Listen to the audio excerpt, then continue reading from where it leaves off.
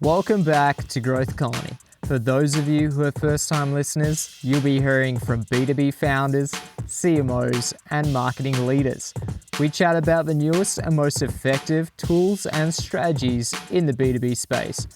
I'm Alex Hipwell with Xgrowth, and your co-host for this podcast, where we go candid with our guests' successes and failures, so you don't make the same mistakes. At least hopefully you don't. Let's dive in.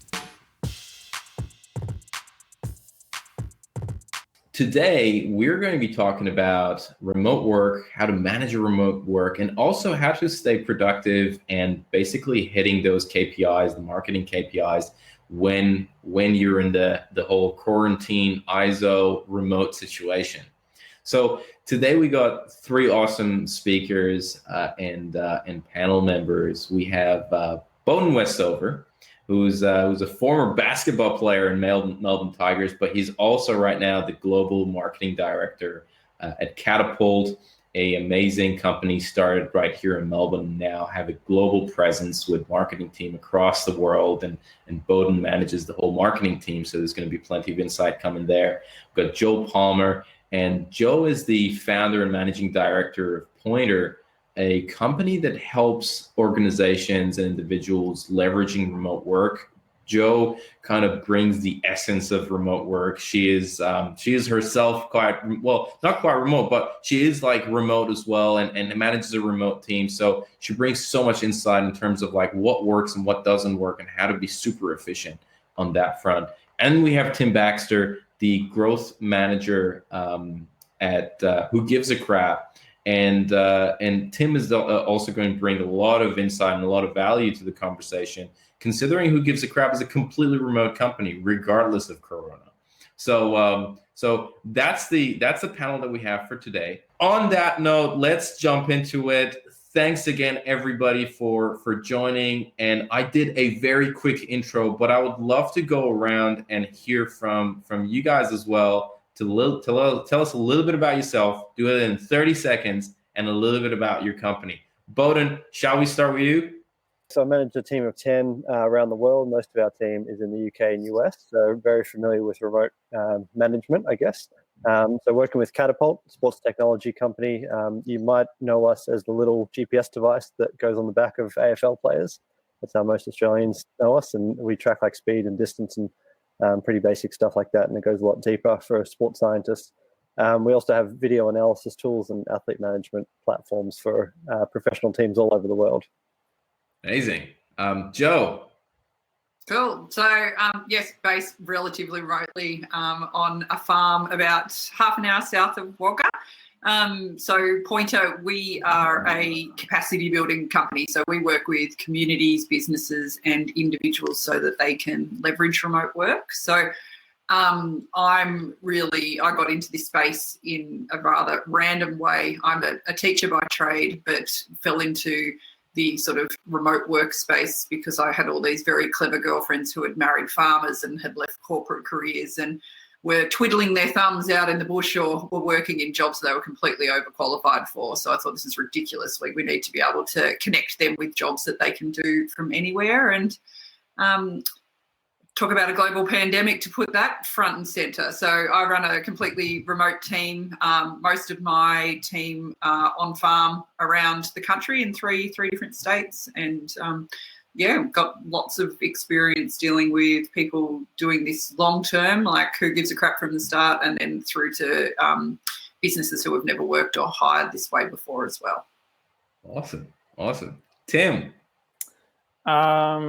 So from Who Gives a Crap, we make eco-friendly toilet paper and donate half our profits to provide sanitation for those in need. And so our ultimate goal is to make sure that everyone has access to a toilet by 2050.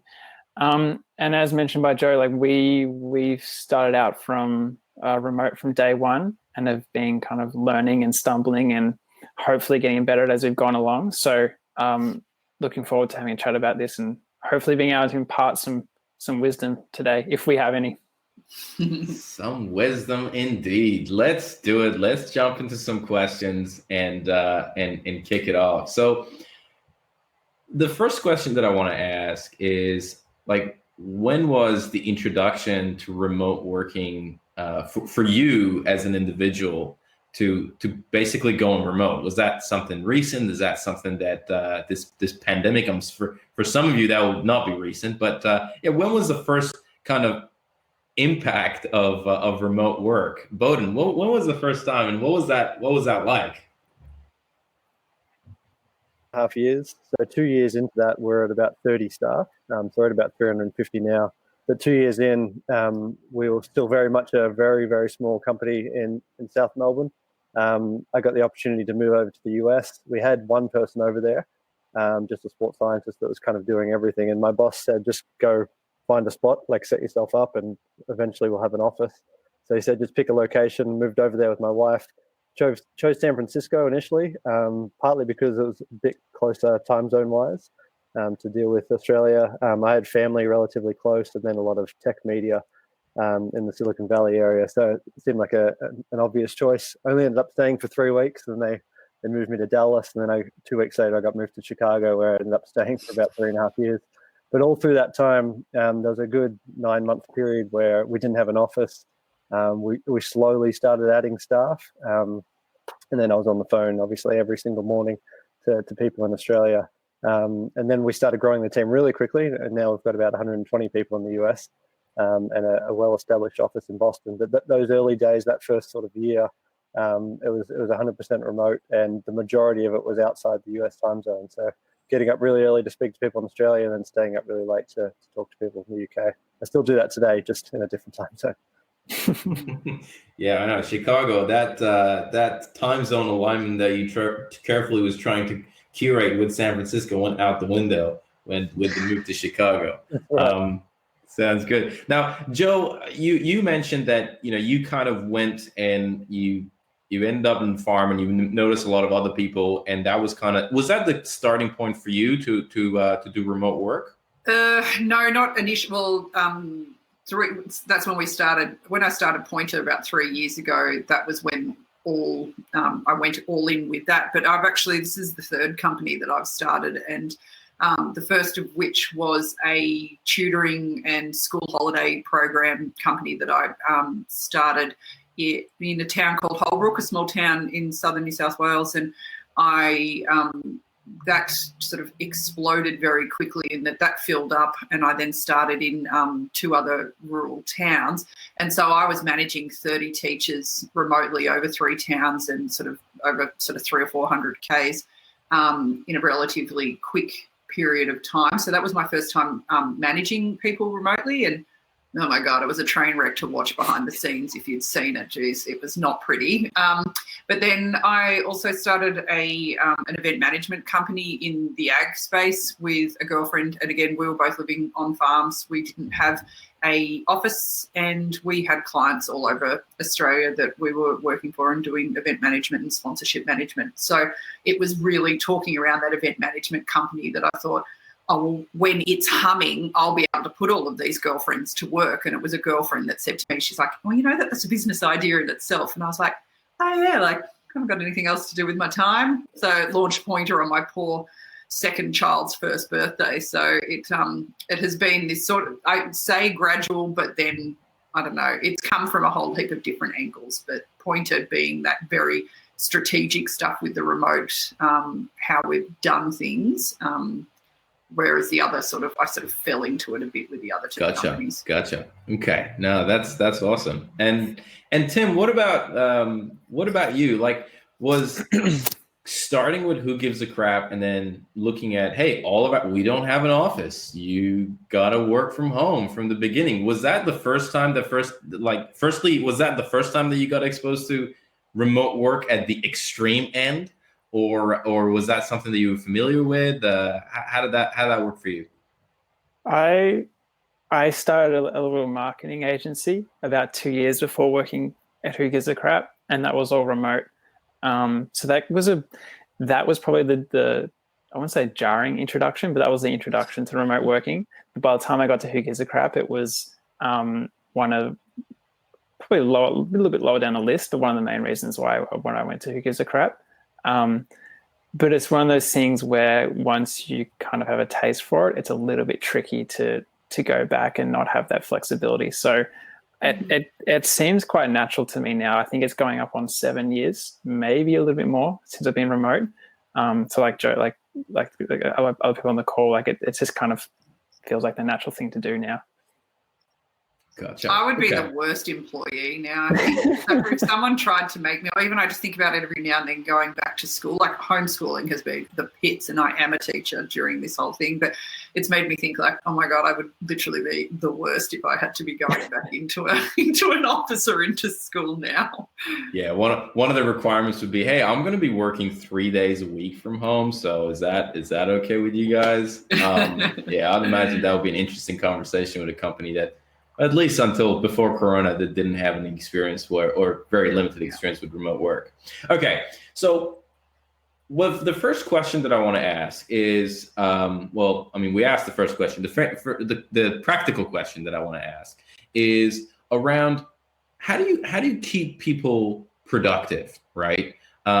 You mentioned, Boden, that you have 10 people across UK and US. From your side, Tim, everybody's remote, some in the US, some here in Australia, some in the UK as well. And Joe, you across 3 states, right?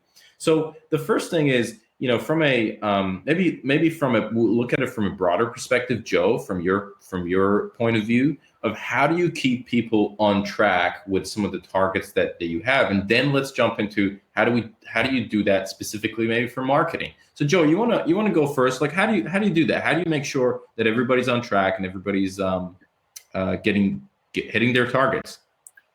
I think the first thing is to do some pretty serious navel gazing at how you are as a worker yourself and how you manage people and how you are willing to actually enable people to do their job. I think that a lot of the businesses that we deal with, that they're coming to us out of desperation in that they haven't been able to find someone to fill a job because they maybe in a small community or that they just haven't been able to find the talent that they need.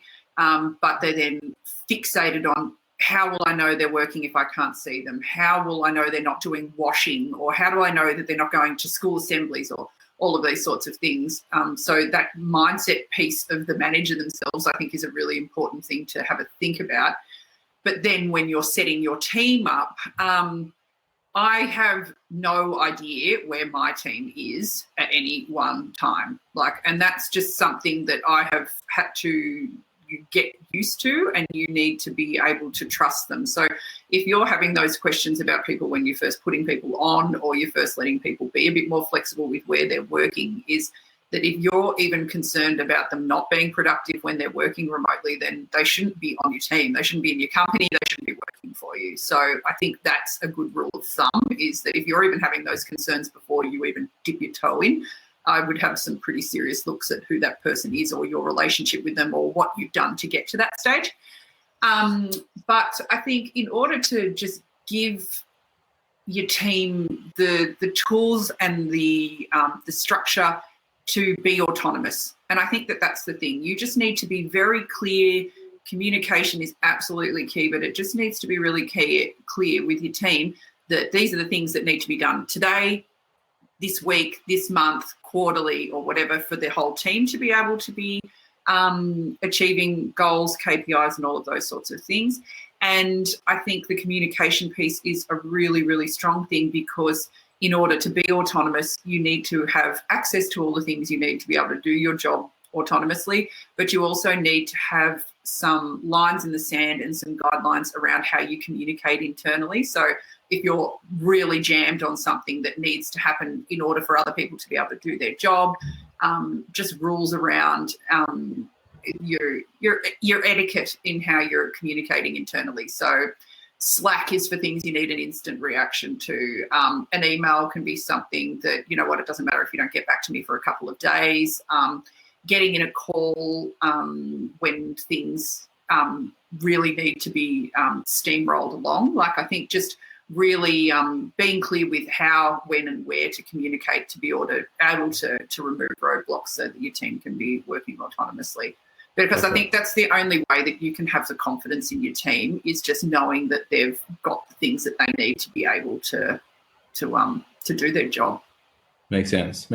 And all of that makes perfect sense. You bring up the component of trust, and Boden, I definitely would love to get your thought on this. A lot of companies, when you all of a sudden talk about remote, they think about these draconian measures of, hey, we're going to measure their time on their laptop and whether the cursor is moving, and what kind of task are they doing, and that's going to get reported back to us. And as a manager, right, and managing a team, what are the core principles that you go by that enables your team to basically perform, right? What have you put in place that you've seen success, predominantly because there's a remote team? Yeah, I mean, the stuff that you just mentioned, like logging hours and everything, like I hate that stuff. Like Joe mentioned, the idea of going back to the office, doesn't think she can do that. Like I couldn't work at a company where like hours are logged and all that sort of stuff. So to me, it kind of comes back to like the difference between like what a manager does and how you see management, and what like a leader does. And I don't want to say anything wanky, like I don't want to be seen as a manager, I want to be seen as a leader, but just the principles of leadership where you sort of showing someone why they're doing it and the end point, and then just letting them figure out how to get there themselves and just sort of guiding them along the way is, to me, a lot more important, especially in a remote setting, than trying to figure out how we can do things better and faster and cheaper, which is sort of in line with traditional view of management. So a lot of that starts with the tools you have in place. So we're pretty strict with how we use internal tools. So we've pretty much outlawed email internally. So that's just for dealing with. Yeah, that's helped a lot. I wake up to way less emails, wake up to a lot more Slack messages, but we use Slack pretty religiously. We use Asana for all project management, HubSpot for our marketing automation, and then Zoom for team calls and one-to-ones. But the integration of those is pretty important. So like on Slack, because majority of our business is B2B, a lot of stuff is reactive coming from sales guys and support guys around the world. So we have an Ask Marketing channel on Slack. So something inbound to the marketing team will come through that channel. We have it integrated with Asana, so it automatically turns into a project, and then we can track it out from there and assign tasks. So everyone has full visibility into everything that's going in. From the marketing perspective, we publish monthly marketing reports company-wide. We publish our quarterly plans, and then everyone within the team knows exactly what's going on. And then I think it just comes down to treating everyone as individuals. Like if someone needs that 1 hour one-to-one where they just need to ask you 50 questions, then do that for them. If they're not comfortable on a video call and they prefer Slack messages throughout the week, then like cater to what people need. So one final point, we use insight profiling quite a bit at Catapult to understand where they sit and how they like to communicate, and what type of personality they have. So that stuff's been really interesting from my perspective, because if someone gets their energy from people and they're struggling working from home at the moment, like a Zoom call is probably the best we can do. But if someone is a little bit more blue and a little bit more introverted, then maybe they just want to chat over Slack, or maybe they just want to converse through Asana. So don't treat everyone the same, especially working remotely, because everyone has their own quirks. That's really interesting. So is that like a questionnaire that you would, like a personality evaluation questionnaire that you like give to staff? Is that what it is, or something different? Yeah, so it's basically a big colored wheel, and it just maps you in one of 4 colors. So obviously everyone's not all one color. So it's just that variation of colors across the board. And then you get a huge report at the end of it and tells you how to communicate with them, their likes, dislikes, strengths, weaknesses, and it's creepy how accurate it is. So I read, everyone on my team, I read their reports sort of once a quarter, just to remind myself on how they like to work, and then you sort of deal with them in their own special way. That's very interesting. And what is it called again? It's called Insights. So it's Insights. Yeah, so it's very, I mean, they're all quite similar. But yeah, Insights is the one we use. It's somewhat expensive, but it's worth it. We've found a lot of value in it. Fantastic. Tim, what are your thoughts? What have you put in place to make the team more productive? Yeah, I mean, I'd echo the first few points, which is the people you get into the business. Everyone wants to do good work, for the most part. And so you normally just have to trust that they want to be productive, and it's about giving them whatever they can to do the best work. But in terms of us, like, find the best way to be creative is we have a bit of a motto in the company, which is stay scrappy. And so the idea is that just start the process and then refine from there. So we, for example, between two teams internally, we realized that the communication wasn't as good as it could be. And so basically we would just iterate that week on week, month after month. And as a result, a year later, the teams are now in a much different position to where they were a year ago. And that was all came from just asking what each people wanted from the exchange and then working on it. So in terms of sorry, Tim. So going back to that, can you exactly tell us, like, what was the problem a year ago?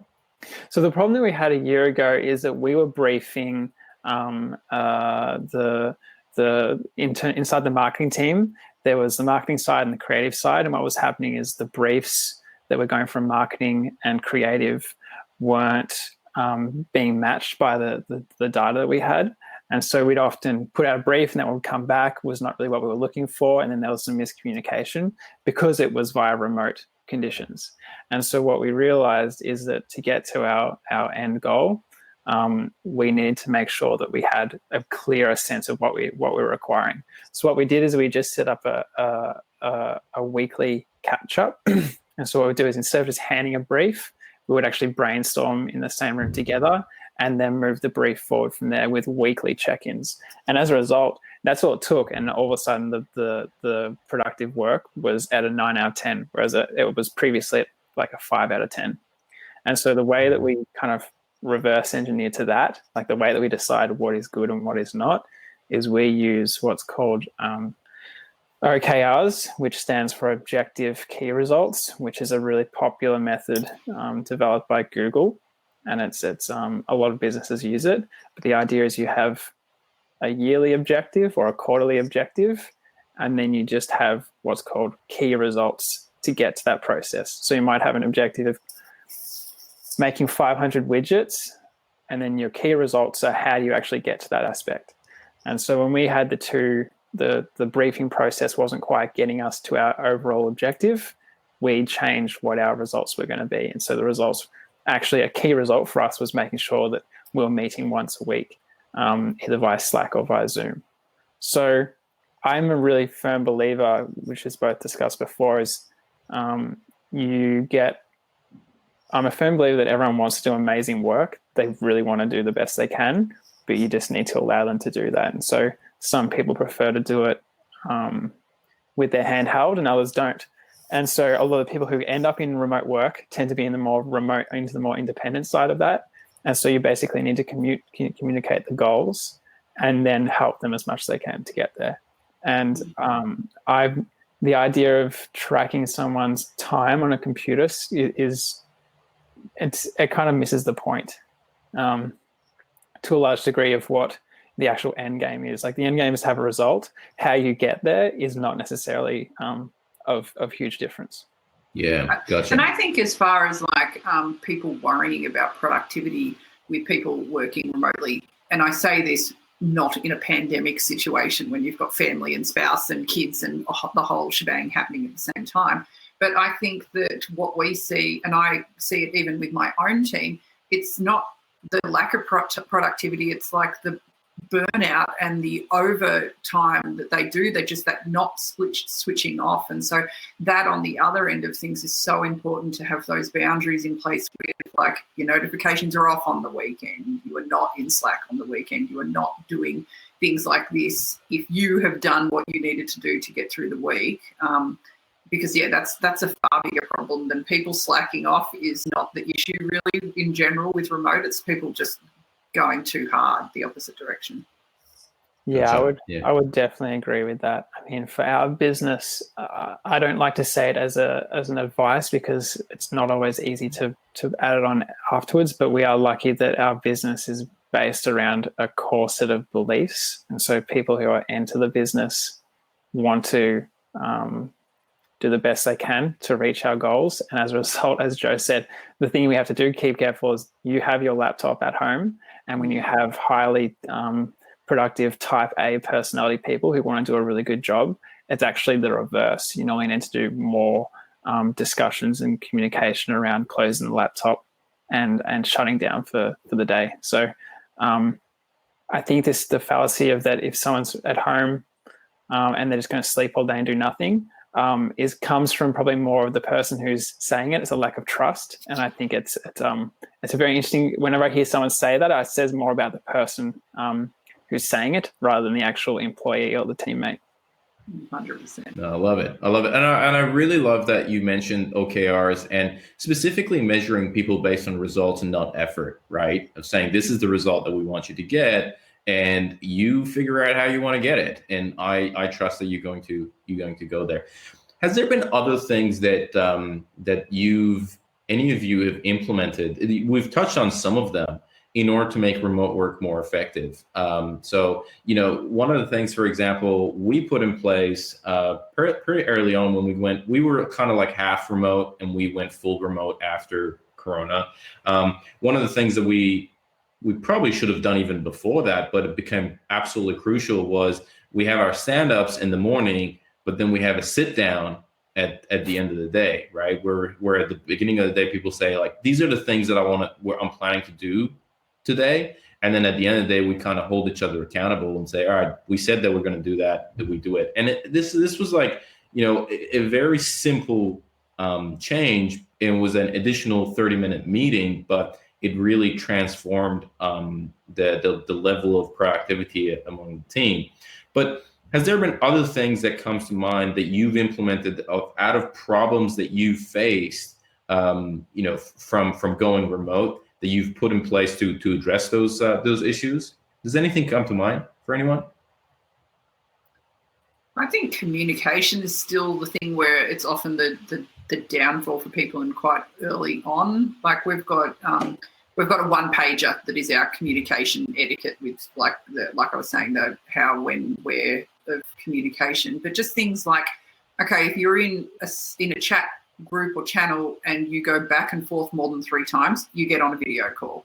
Because then what was ending up happening was that sometimes someone would need something and they're messaging away and someone else is like, okay, well, I get my deep work done then at that time of the day, and this person's giving me the shits because they keep pinging me for things that they need, whereas I'm trying to work on something. And so they then respond with quite a short message back or whatever, and then someone gets offended and things are misconstrued. Whereas if you're back and forth and you jump into video call, that lost in translation is reduced very dramatically, and you can see. But just really something else that we did was actually as a team say, this is when I work best. These are the things that I have to sort of work around, like with kids drop-offs and bits and pieces like this.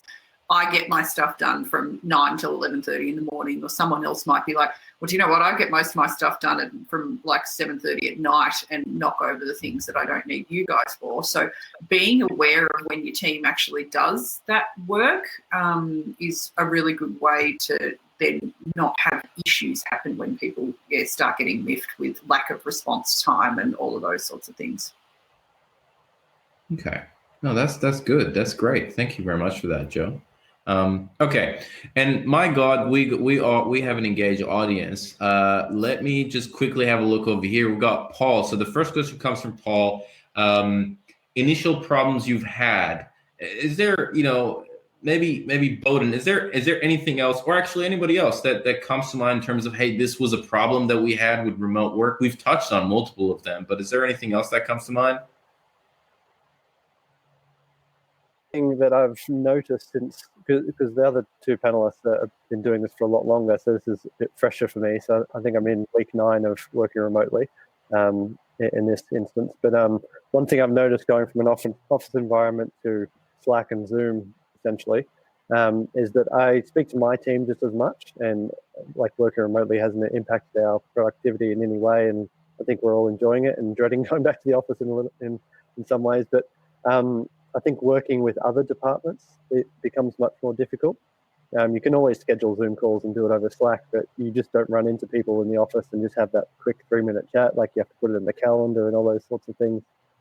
So we've had a couple issues with like people in sales and the product department where there's been a miscommunication, or they've just run with something that we should have been involved with, or vice versa, that I thought would be pretty easy to manage remotely, and it hasn't been that easy. So it's just one of those things, like Joe mentioned, communication is super important. You have to prioritize it when you're not physically together.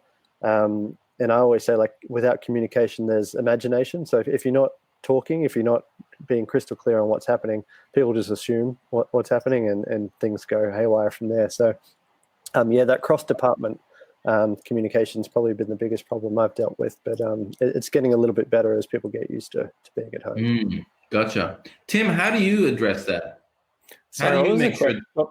So it's not necessarily the question, but what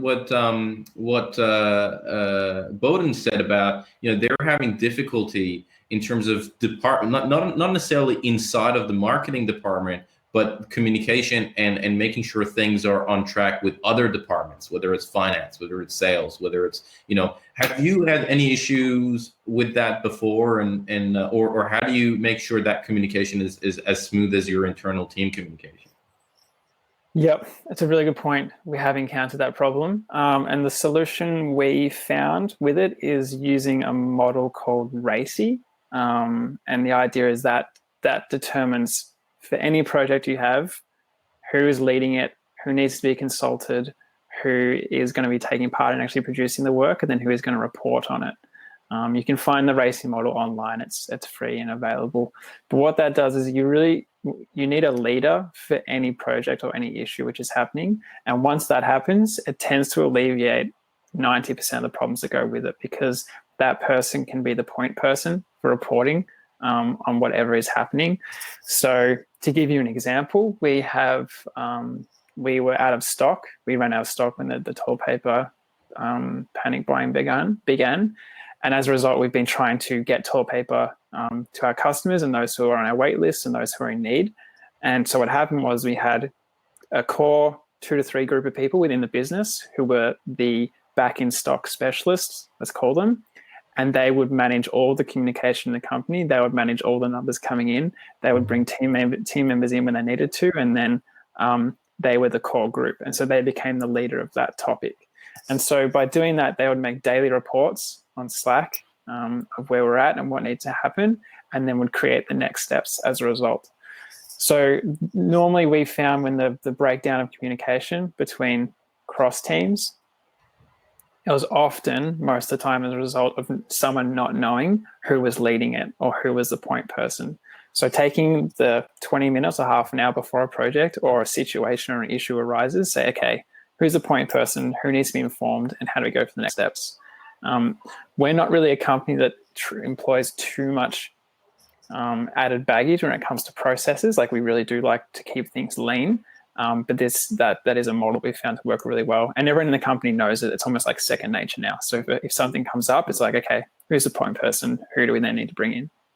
Gotcha. So RACI to the rescue. And I mean, just for clarification for everyone, how large is the whole team of Who Gives a Crap?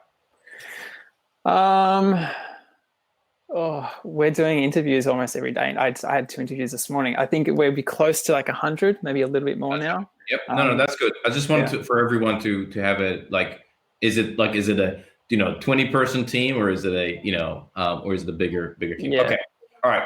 I want to go through a couple of other questions. Paul, look, I know you've posted a couple of questions. I want to make sure I go through everybody else. If we have time, we'll come back to your questions. So there's a question from Peter. We have recently invested in an interactive intranet. Thoughts around this as a tool? So we have a tool question coming up, but any thoughts on intranet? We've got one that's not an interactive one, in that we literally, we use G Suite for all of our back-end stuff. And we have a Google site that we call iPointer, very original, but that is just literally our, it's me being the founder. It's my hit by the bus contingency plan, so that someone can actually pick the company up and keep running it. And so I think this is just such a piece of gold nugget for when you're running, especially a small company. Well, actually, it's completely scalable. I shouldn't say it like that. But I found that whenever I was doing a task or anything that was repeatable. I would literally record the screen, talk myself through what I was doing, and then that gets uploaded. The video just sits in the Google site, which is completely private to only people that are in our organisation. And so you can literally, it's got a search function, and it just is like, it pops up in like their web browser, and they can search for how to write a blog post in WordPress or something like that. And they can watch the video of me doing it. Sometimes if I feel energized, I'll do written instructions as well. But it, again, has just been what we have used so that my team, anytime I was doing something where if I could palm that off onto someone else to do, and then they were going to come back and ask me questions about it, I just answered as many questions as I could about it so that they could then be autonomous. So again, giving them the tools and the things that they need to be autonomous so that they can just get on with their work and without coming to me. Gotcha. All right. There's another question from Tiarna. You're testing me. I hope I'm pronouncing that right. I'm curious about managing upward. I'm struggling to communicate effectively with my manager and get responses when I need them. New marketer, new role as COVID hit, first remote role. So I'm guessing the question is around, how can I more effectively communicate with my manager to get everything on track? Who wants to take that one? Yep, I can jump into that one. So it sounds like they're requesting more intel from their direct report.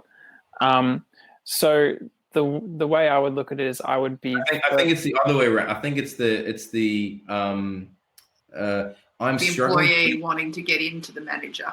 Yes, the employee wants to get a hold of the manager. Okay, cool.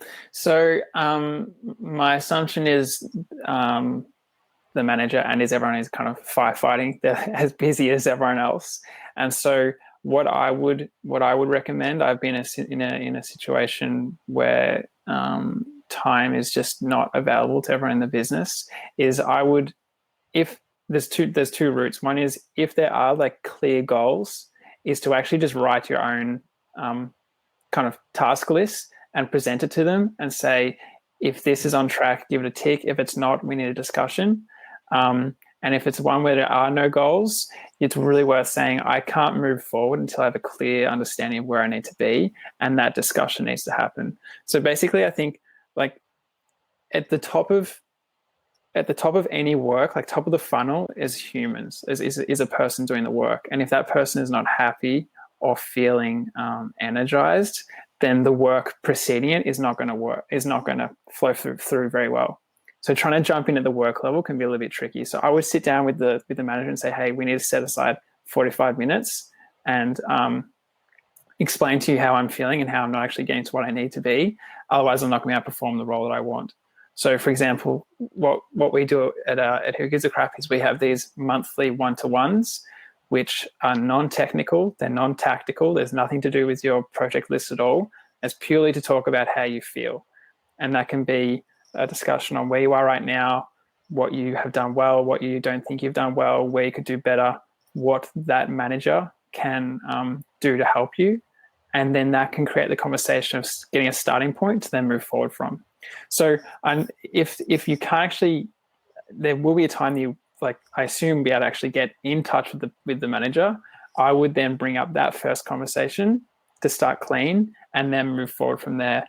Asking for a task list might be jumping past the actual hurdle, which is communicating how you are dealing with the situation as it is, because there's no point trying to do great work if you don't feel good. So I'd be starting from the point of having that first conversation, kind of an emotional conversation, for lack of a better word, and then move forward to the task list. Gotcha. Yeah, I think that's really good advice. I think another thing that we've used, especially with some of the government departments we've been working with, is that the managers are like, especially in this crisis situation, they're like, I am not getting anything done because I'm putting out spot fires constantly with everyone else that's having panics around this. And so one of the department leads that we were working with, she set up a like your open door policy. So like when you're in an office, the door's shut, don't come and knock, I'm doing things, whatever, but the open door thing. And so she set up an hour a day where there was just a Zoom link that anyone could just pop. It sat in the calendar and she was just available, and the video call was just open and people could come in and ask questions. And what she found was it also meant that a lot of the time a few people might be having the same challenges, and rather than having to repeat it 3 times in 3 different calls that was jamming her calendar, that they could knock it over in a conversation that was a lot quicker. And so it was sort of like a drop-in call. And that was a really effective way. And so if you're trying to manage up, just saying, I understand you're really busy. I love the suggestion of taking your to-do list for almost approval. Like if you do everything that you want them to do, you can also be a bit strategic and stick a few things in there that you just might want to happen as well. And then they sign off on it as well. So I think if you can remove all the barriers to them just saying, yes, get on with it, by handing it to them pretty much on a platter, they love that because you get to do what you want to do and you're also making them look really good at, say, look at how well I'm managing that person. Yeah, fair enough. Asking for forgiveness is my preferred method rather than approval. It weirdly you think you might get into trouble, you might kind of ruffle feathers, but as Joe mentioned, anything you can do to make your manager's job easier and make them look good, they're going to be all on board. I've had that happen to myself before. So yeah. Gotcha. Boden, let's talk about let's flip the coin and talk about managers, right? I'm a marketing manager. I manage a team of a handful or maybe even larger marketers under me. What are some of the advice that you would have for someone like this? And I'm like, you know what? I'm constantly busy. There's just messages popping up everywhere. Things are on fire. I'm also worried about my team burning out. I can't answer everything. What will be an advice that you would have for a marketing manager in this situation? Resonated on this call, and I've felt a little bit, especially in the early weeks of moving to remote work, is you can spend your whole time just managing people when you're working remotely, because everyone has issues. Everyone is, I guess, especially moving from an office environment to a remote working environment, people are adjusting and they feel like they have to ask questions for everything they're doing. And like you guys have kind of said, bringing their to-do list to you for approval. So I think a big part of it is just making everyone feel empowered to just get on with their jobs. And like I said earlier, tell them what the why is and what the end goal is, and just let them figure it out. Like, you hired them for a reason. We hire functional leads, especially in marketing. Like, everyone has full clarity on what they're doing, and they're not like marketing generalists for like the APAC region or whatever. They all have specific roles. So if you're coming to me with an idea and you think it's going to help you do your job better and help the business, then I'm not going to stop you from doing it. Just get on with it and just keep me updated. So I think part of it is just letting go and trusting your team, and which seems like a common theme of this webinar. And yeah, just letting people get on with it. And then that frees you up to do your job, because at the end of the day, you have to report into someone else and do the same thing with your manager. I don't know if that answered the question, but that's been my approach so far. No, it definitely does. And that was kind of like me paraphrasing DJ's question. Okay, let's talk a little bit about culture. Okay. There's been 2 questions, one from, if I'm not mistaken, Paul earlier, and from Lemma right now. I'm interested to hear your tips on onboarding new team members remotely. This is an area that we're struggling with hugely. I feel like we lost part of our culture from work from home. So how do you make sure, actually, I would like to again start with you, Boden, right? With moving remote, because Joe and Tim, you both have been in the remote environment, and I'm going to come back to you on this question. But Boden, when you're moving remote, how do you make sure that kind of the culture stays the same and you are onboarding everyone properly? Or how did you guys do it with regards to onboarding team members about, now we're going remote and this is what we want to do and this is how we want to make sure we maintain our identity and culture? Yeah, I missed half of that question because I was typing an answer into the little chat box. But so remote. So most of my team were already in the UK and US before this whole pandemic. So in a sense, I was already a remote manager for those guys. So that didn't have to change. Like a few guys on my team, I've never met in person, which is a weird feeling. Or I guess it's not a weird feeling in this webinar with this audience. It's been a weird feeling for me because I do have a team here. But we have pretty strict company values. So candid, ambitious, intelligent, and accountable are our 4 company values. The 2 most important ones when you're working remotely out of those 4 are being ambitious and accountable. So the accountability we track with Asana. I mentioned earlier our project management tool. So the thing I like about it is you can see dependencies. So it's one thing for everyone to have a to-do list and map out a project, but everything has roadblocks. So understanding what those roadblocks are and digging into that, it helps the whole team. And I think that's an additional answer to the question earlier about how do I sort of report up to my manager and let them know what I'm doing and get their buy-in. Not just talking about what you're doing and what you plan on getting done that week, but also making sure your manager is aware of your roadblocks and what the dependencies are is super important, because a lot of the time they will be the roadblock and they might not know it. So a good manager and a good leader needs to understand that part of their job is just to get the shit out of the way for their staff.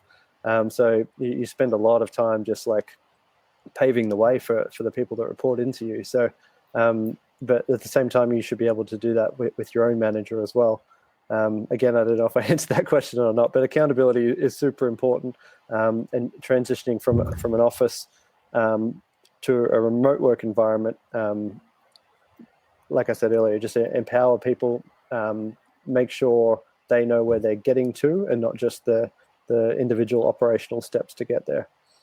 Gotcha. Joe, what are your thoughts on that? What do you think? I think there was a lot of good points in what you mentioned, Boden. And Joe, how do you make sure that when you're putting someone in a new company, a remote individual, how do you make sure she or he kind of gels very well with that culture, regardless of them being remote? I think culture is a really interesting thing. And look, I always get a bit of a reaction when I talk about it, because I quite often listen to companies saying like we go remote, or culture dies and all of these sorts of things. But when you push on, what does culture look like? We've got free beer in the office and we go for drinks after work and we do like long lunches and all of these sorts of things, which isn't that culture? Yeah, yeah. It is for some people. And so this is the thing, this is where I get to then get on my soapbox about it, is that after work drinks, realistically, for any of the women that are the primary caregiver of their family, Friday drinks doesn't happen, because they shoot out of the office to go and do daycare pickup and then do dinner and then a load of washing for the night. That culture is cool for the people that can participate in it, but that culture is not inclusive. Whereas I feel that when you are doing culture in remote, if you're a wholly remote company, is again then very different to what a hybrid model looks like. So I think culture in a completely remote team is a real leveler. You get to have your obviously I'm a big advocate for having geographic diversity in your business, but being able to get diversity into your business as far as gender, as far as ethnicity and all of those other bits and pieces, remote culture is a lot more inclusive. Hybrid is a lot more challenging in that you've got people in the office and some people working remotely. But our advice when we're dealing with businesses who work that way is to think remote, regardless of the fact that you are hybrid. Think remote, because that way you then don't forget or you don't leave out the those that are working remotely. So things like, if you're having a team meeting, if even one person is not going to be physically present at that meeting, then everyone jumps on a video call. Everyone goes back to their desk and everyone does it.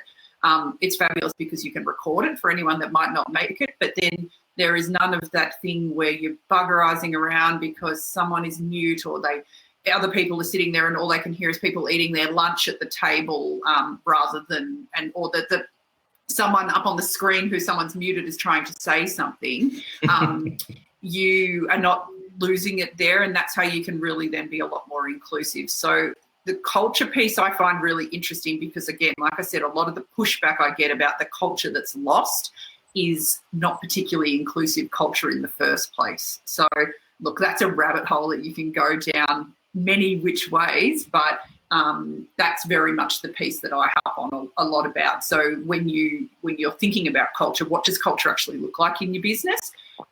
Like we do things that are ridiculous. Like we have we use Basecamp for our internal like project management and comms and things, and we just have a thing that at 11 o'clock on a Wednesday morning pings everyone to say, righto, send through a hump day selfie. And so everyone just does a selfie of wherever they're working. There's dogs, there's chooks, there's kids, there's whatever's happening, but it then is letting everyone have a chat and say, oh God, look at how much your garden's grown, or geez, look at how long everyone's hair is getting, or those sorts of things that then create that those incidentals you were saying, Boden, that don't happen. That's how you can almost create your tea room or your water cooler chats in a far less intrusive sort of way.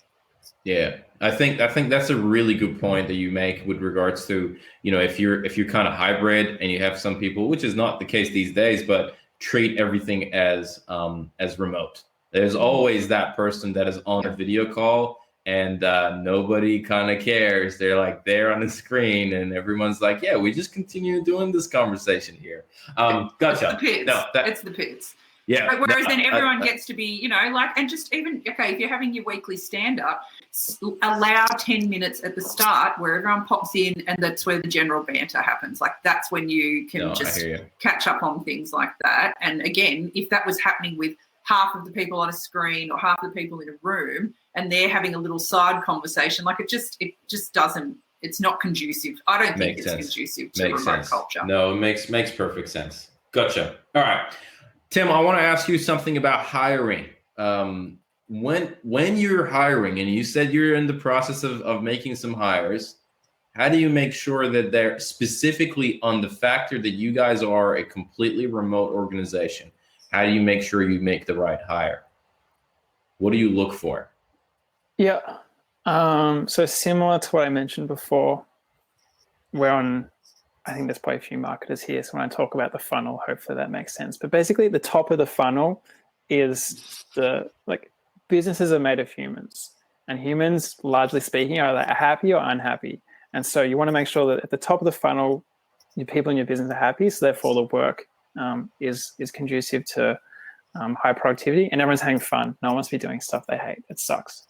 So in terms of hiring, we are a culture first business. So you could be the most an absolute wizard in your role, but if you don't play nice with the other kids in the sandpit, so to speak, it's just not going to work. Because for those of you who have managed someone who doesn't play nice with other people, it ruins the culture of the team. So first and foremost, we have a culture process, a culture interview process. And that's basically just a 10 to 15 minute phone call, very much a gut check situation where you just get a feel for someone, understand where they're at, why they want to be there. And then we have a 5-step process after that. So it's a peer interview stage. It goes a managerial interview stage, which is technical, peer interview, so the other people in the business can get a feel for it. Then there's a homework session, which gets to understand how the person thinks and how they deal with doing a real world task. And then it finalizes with an interview with Simon, or an executive team member, one of the co-founders. And so throughout the entire process, you're able to chip away at the main factors, which is cultural fit, technical fit, peer group fit, and then also see how their work is done. And then by that stage, you've whittled it down to like 2 or 3 people, and you're pretty close with who you need to go for. But by going for culture first, it just takes out all of that it means that top of the funnel process is already sorted, and then it's just about tweaking it from there on in. And I think a lot of people underestimate their sense of what their gut check is on someone when they meet them. When you meet someone and you get a feel for them, you're like, cool, I can hang out with this person, I can work with them. And when you feel like someone's standoffish, you're like, don't feel it. So it's not a very scientific process, but we've got, we measure our business with a software program called Culture Amp on our culture of our business. And we also have free counseling with a software called Uprise. And in the combination of those two, we have one of the highest culture scores of startups in Australia as a result of this culture first method for the business. I would argue very strongly, I shouldn't say very strongly, but I'd be willing to debate that and a remote culture is as good, if not better, than that of an office. And the reason being is you have to actually think about it and work at it. Whereas relying on people to just talk at water cooler is not culture. Ping pong table, free beer is not culture. Culture is saying, what do we stand for? How do we actually go from the business, like from the CEO down? How do we make sure everyone has the same beliefs? And you have to work at it. Culture doesn't come naturally. You have to have a conscious decision. And when you're in a remote business, it forces you to have those one-on-one conversations and ask someone how they are. I have everyone from new employees all the way up to Simon, our CEO, regularly check in and say, how are you feeling today? What are you up to? What's going on? And to genuinely care about someone is probably the best culture you can create. So I love it. Guys, you heard it here first. A remote culture could be stronger. It's the same, if not better, than a in-person culture. I love it. Yeah. I love it. No, and we can finish this call on that note, man. That's that was the message of this webinar. No, I love it. Look, thank you so much. We are kind of like running out of time. This session has been so interactive. We got so many questions, at least a good number of questions that I haven't had a chance to go through. Now, one of the things that I want to say is if you jump on our Slack channel, I'm going to also ask our speakers if they'd be open to jumping on Slack channels. I think, Tim, you are already on that channel, but maybe I'm not sure. But if we're open to that, if we have time, we can put your questions on that Slack channel, and then we can try and answer those questions. Unfortunately, we just don't have enough time to go through everything. I actually didn't get a chance to go through all my questions, but I think it was very educational for me. I love this conversation and everybody else. Now, before we wrap it up, are there any parting thoughts from any of you for anyone who's listening on remote work, managing remote teams, being a productive marketer while being remote? I've got one thing, only that it's just me pushing my own complete agenda here. I spoke at a conference a couple of years ago, and I had two guys from Melbourne come up to me who both work for marketing companies, and they came and sat in on my session, and I sort of whipped around the group and said, oh, why are you interested in doing this? And two of them said, this is really weird that I'm saying this, but I came because I've actually never met anyone from the country, and I try and sell stuff to you guys, and I just don't know how to do it. And so I was like, oh my gosh. And it has been, that comment has been a really, really big driving force for conversations that I have with metro-based businesses, especially marketing companies, in that just flagging that a third of the country lives in rural Australia, and we buy very differently, we behave very differently. And I think that this is where then I, again, can say when you then can include people into your team that live in the regions, the diversity of thought and access that you get to a much bigger part of Australian market is really interesting. So, sorry if I'm going rogue with my plug there, but I was really... That marketing side of things is just something that the guys were just like, I just genuinely don't know how to sell stuff to you guys. Gotcha. On that note, Joe, and I'm going to go through with everyone. If anybody is interested to know more about you, what you do, or have more questions for you, what's the best way for them to get to reach out to you and know more? I stuck my email address in the chat. Feel free to get in touch. But look, we're on Twitter, on Facebook, on LinkedIn a lot, so feel free to jump in there. Happy to chat. Tim? Email's pretty good. Otherwise, Twitter or LinkedIn. Okay, where can they find you on Twitter? Tim H Baxter. Done. Boden. Email. I put my email address in the chat. Email's in the chat. Email. Thank you very much for that, and we'll see everyone on the Slack channel. Make sure you jump on that. There's going to be the video recordings and all the events that later on is going to come up. It's going to all be there. Thanks everyone for joining, and we'll see you around. Take care, guys. Thanks. Yes. Thank you, guys, for being part of the panel as well. No worries. Pleasure. Thank you. Bye. Thanks so much for joining us on this episode. If you enjoyed it, we'd love it if you rate and review it on Apple Podcasts or your platform of choice. And for more B2B growth content, check out our website, growthcolony.org. Looking forward to seeing you in the next episode. Have a great day.